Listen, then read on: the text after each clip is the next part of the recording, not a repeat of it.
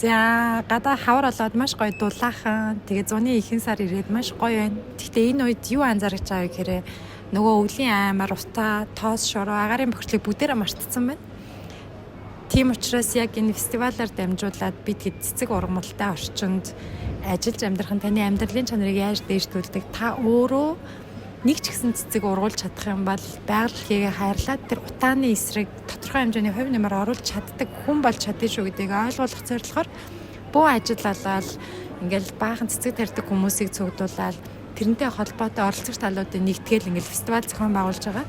Тэгэхээр хүн болгоныг одоо илүү өргөнөөр оролцож тэр нөгөө намрынхаа өвлийнхаа утааны эсрэг одоо ч гэсэн жижигэн ч гэсэн алхам хийгээд нэг ч гэсэн ургамал тарьж ургуулад тэгээд энэ соёл түүхийг үлдээх гэж байгаа фестивал заавал оролцоорой гэж уриалж байна.